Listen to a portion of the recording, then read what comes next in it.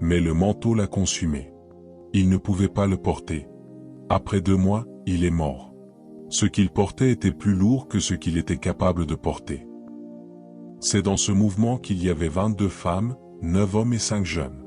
Tout comme au temps d'Evan Roberts, ces 22 femmes, ces 9 hommes et ces 5 jeunes décidèrent eux aussi de prier jusqu'à ce que les cieux s'ouvrent. Et cela dura 3 jours. Pour eux, ce ne fut pas 2 semaines, mais seulement 3 jours.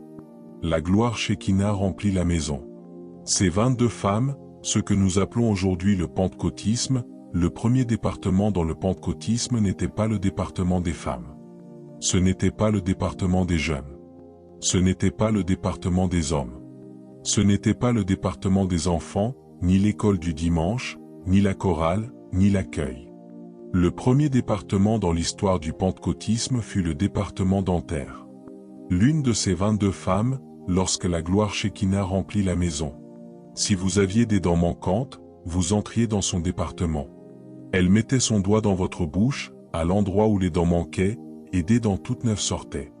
Le deuxième département dans le pentecôtisme s'appelait le département des infirmes.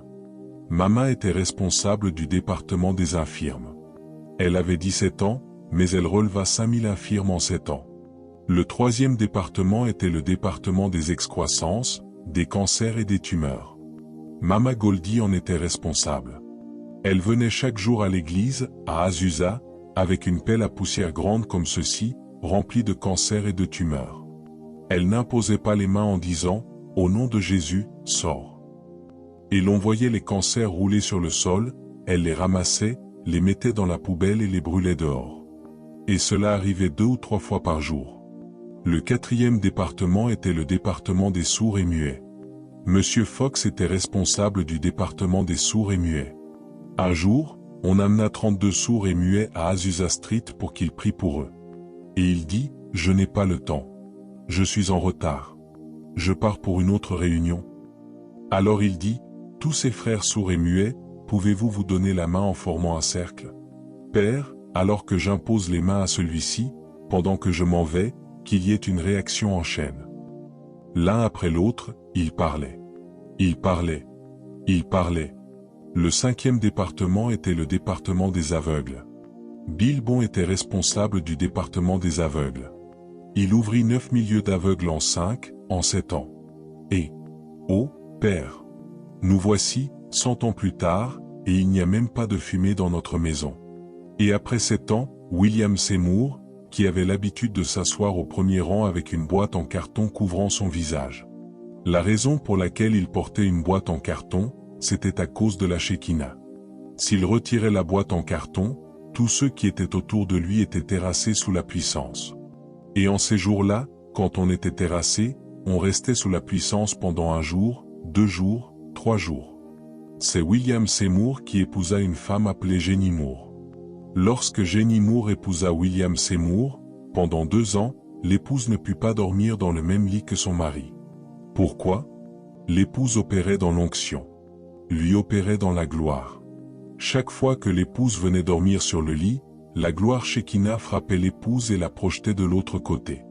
Il lui fallut 2 ans pour passer de l'onction à la gloire. L'un de ces 9 hommes d'Azusa était John Gelek. John Gelek était l'homme? Oh Dieu! Eh bien, laissez-moi. Il se trouva être l'un des premiers membres du comité exécutif des Assemblées de Dieu lorsque les Assemblées de Dieu commencèrent. John Gelek. Les hommes qui ont commencé cette église étaient très, très puissants. Très, très puissants. Mais après 7 ans, William Seymour, qui avait l'habitude de s'asseoir au premier rang avec une boîte en carton couvrant sa tête, se leva un jour, retira la boîte en carton et dit « Ainsi parle le Seigneur, cette gloire Shekinah retourne. Et elle restera au ciel pendant les 100 prochaines années et plus, jusqu'à ce que Dieu trouve une génération qui sera tellement affamée et désespérée qu'elle commencera à le chercher comme nous l'avons cherché. Je veux croire que cette génération, c'est celle-ci. Oui, il doit y avoir un peuple qui commencera à devenir très, très désespéré. Mais le problème, c'est que la gloire Shekinah est partie. Lorsque la gloire Shekinah est partie, l'un de ces hommes, appelé John Gelek, fut profondément troublé, parce que la pire chose qui puisse vous arriver, c'est d'entrer dans des dimensions de puissance et que, tout à coup, cette puissance vous soit retirée. John G. Lake dit à Dieu, Père, il vaut mieux que tu me tues. J'ai goûté ta gloire. J'ai goûté ta puissance. Je ne peux plus vivre sans ta gloire. S'il te plaît, ramène-moi à la maison. Et une nuit, il était tellement désespéré dans la prière qu'il quitta sa maison à minuit et se mit à marcher dans la rue, marchant en prière, lorsqu'il vit une lumière éclatante venir vers lui. Il pensa que c'était un agent de sécurité avec une torche. Mais en s'approchant, il découvrit que ce n'était pas un agent de sécurité. C'était un ange du Très-Haut. Et l'ange s'avança vers John G. Lake avec une Bible ouverte à Actes chapitre 1 et Actes chapitre 2. Il remit la Bible à John G. Lake et dit, « Tu cherches que la puissance revienne. Regarde ceci, Acte 1, Acte 2. Si tu peux payer le prix que ces gens ont payé, cette même puissance reviendra. » Et l'ange disparut. Et la Bible disparut. John G. Lake retourna alors dans sa maison. Comme je l'ai dit, il était membre du comité exécutif des Assemblées de Dieu. Il était pasteur d'une grande église des Assemblées de Dieu. Que fit-il? Il ferma l'église. Il s'enferma pendant 9 mois. Il ne sortit jamais de la maison. Pendant 9 mois, que faisait-il? Il cherchait la face de Dieu.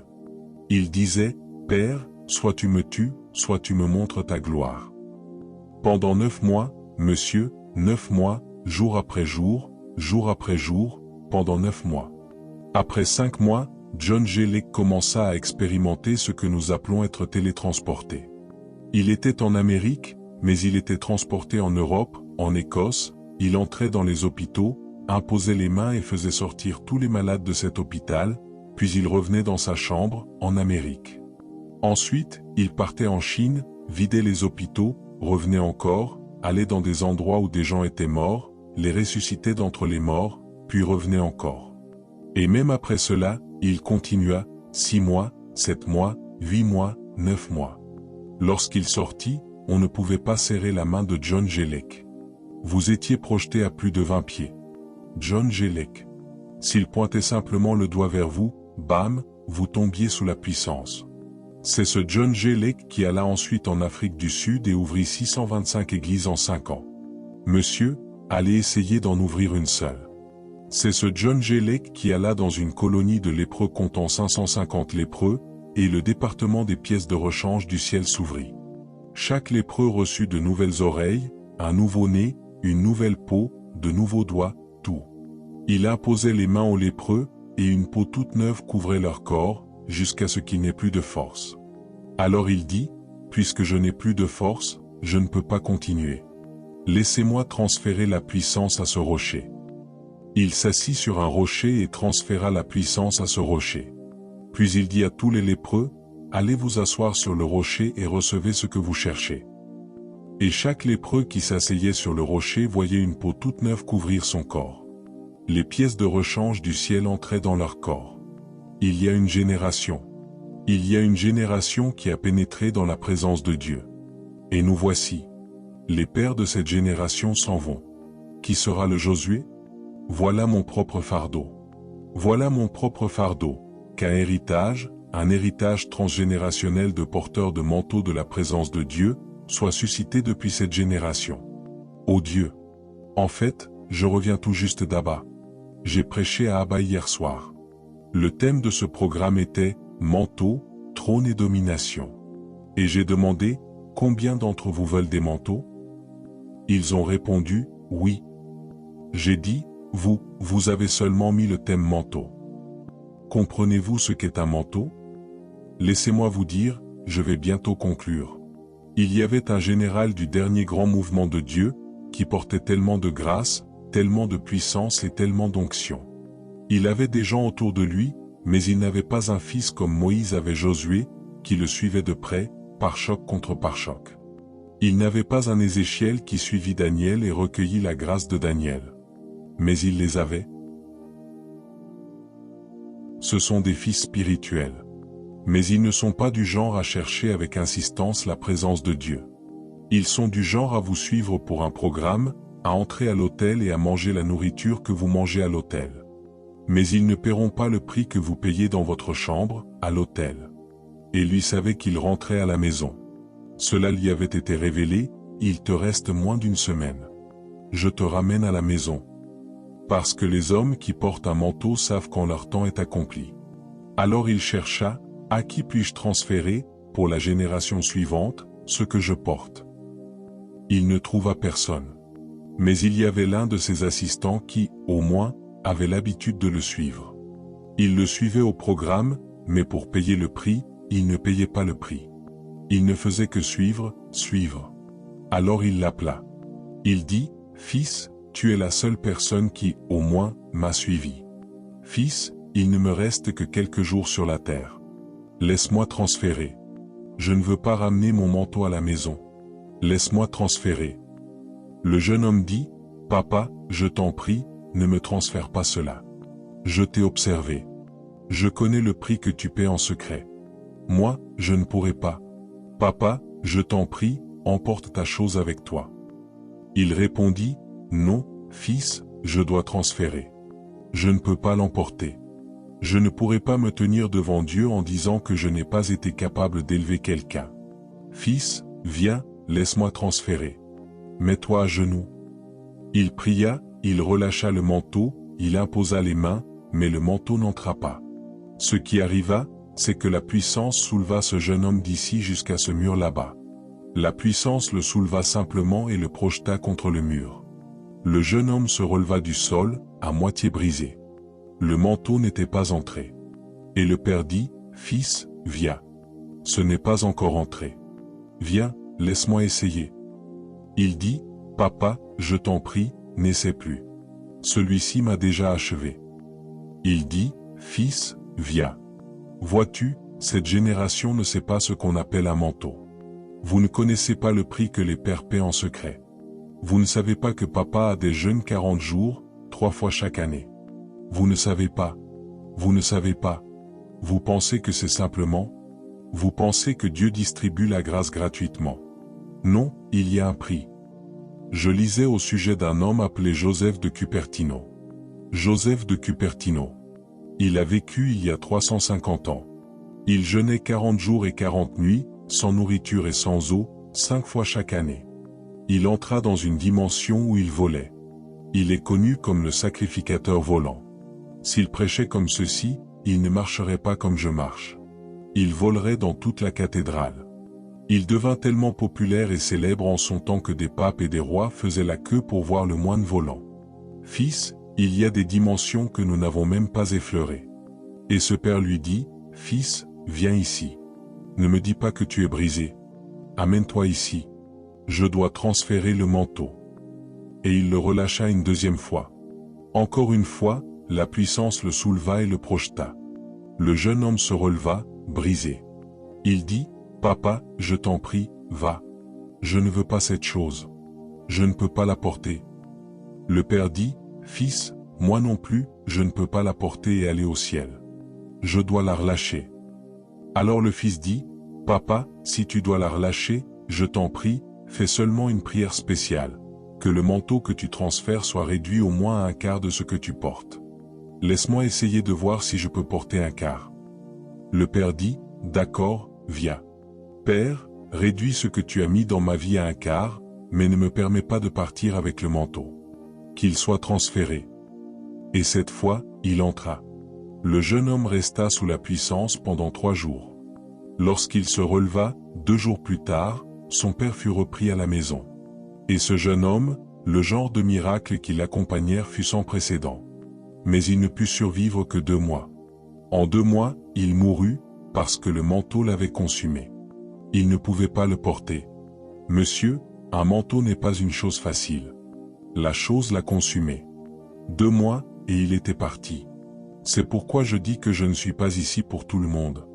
Dieu, donne-moi seulement un homme. Jésus, donne-moi une fille de Sion. Donne-moi quelqu'un, un homme qui lèvera une armée. Laissez-moi conclure. Le plus grand apôtre qui ait jamais parcouru cette partie du monde, et qui, par coïncidence, visita Creektown, où il y eut un puissant réveil à Creektown. C'était l'apôtre Babalola. Vous devez lire au sujet du réveil de Creektown. L'apôtre Babalola est entré dans la dimension de la grâce par les prières. L'apôtre Babalola, la prière la plus courte qu'on lui ait jamais connu de faire durait 5 heures sans interruption. C'était sa prière la plus courte. Quand ils avaient ce que vous appelez les comptes de section, ou quelque chose comme cela, oui, il avait 26 pasteurs sous sa responsabilité dans les comptes de section. Il leur disait, déposez vos livres, venez, allons faire une petite prière. Et les 26 pasteurs s'agenouillaient autour de l'autel, et ils disaient, Papa, cela nous a encore emportés. Papa s'agenouillait pendant 4 heures, 5 heures, 6 heures, 7 heures, puis il se relevait de la prière et disait, aujourd'hui, c'était très court. Nous reviendrons demain. Babalola eut une prière avec une famille qui avait un problème. Il dit à ce couple, d'accord, dites-moi votre problème. Ils le mentionnèrent. Il dit, d'accord, prions. C'était le matin. Ils commencèrent la prière le matin, à 9 heures. 10 heures, 11 heures, midi, 13 heures. La femme fit des signes à son mari, comme pour dire, moi, je rentre à la maison. Il continua jusqu'à 14 heures, 15 heures, 16 heures, 17 heures. Le mari aussi disparut. Ils revinrent vers 20 heures, le soir. Babalola était toujours debout là, en train de faire sa prière. Ils se joignirent à lui. Il continua la prière et pria toute la nuit. Ils se réveillèrent le matin, et ils le virent encore debout là, en train de prier, jusqu'après de nombreuses heures dans la journée. Puis Babalola dit, Amen. Voilà un homme. Il pouvait apparaître et disparaître. Voilà un homme qui pouvait marcher sur l'eau. Voilà un homme que son épouse enferma un jour dans la chambre en disant, tu ne sors pas aujourd'hui. Cela fait tant de jours que tu prêches, que tu prêches. Tu connais le reste, tu dois te reposer de force. Elle l'enferma à l'intérieur. Et l'ange de son appel apparut dans la chambre et dit, ils t'attendent à la croisade. Qui vas-tu écouter, la voix de ton épouse ou la voix de ton appel? Et il dit, laisse-moi te suivre.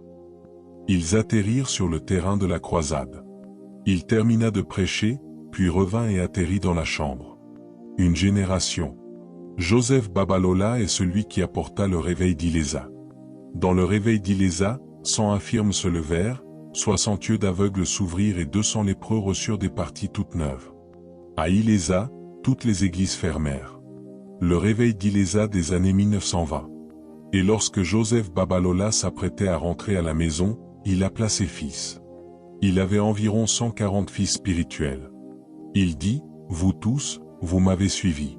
Je vous bénis, parce que ce soir, je rentre à la maison. Alors je vous bénis comme un père. Mais il pointa un homme, Daniel Orekwaya, et dit, Daniel, toi, suis-moi dans mon bureau. Tu es le seul qui m'ait suivi de près, pare-choc contre pare-choc. Si je me tiens debout pour prier pendant 2 jours, tu te tiens debout avec moi. Si je m'agenouille pendant 7 heures, tu luttes pour t'agenouiller pendant 7 heures. Tu es le seul qui soit qualifié pour mon manteau. Oui. Suis-moi dans mon bureau.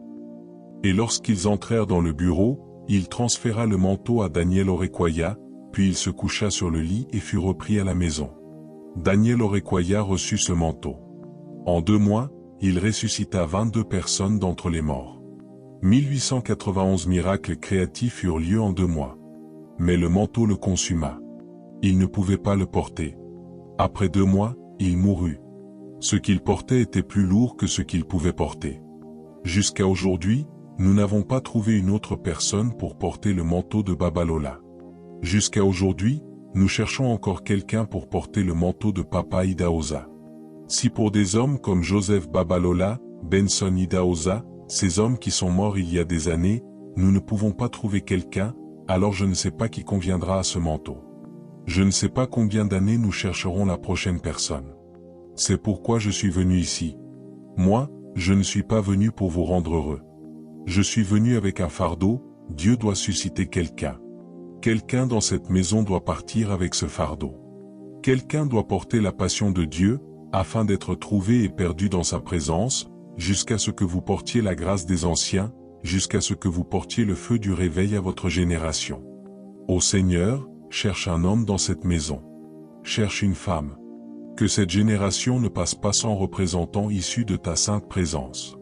Pose ta main sur quelqu'un, même maintenant. Saint-Esprit, cherche un vase.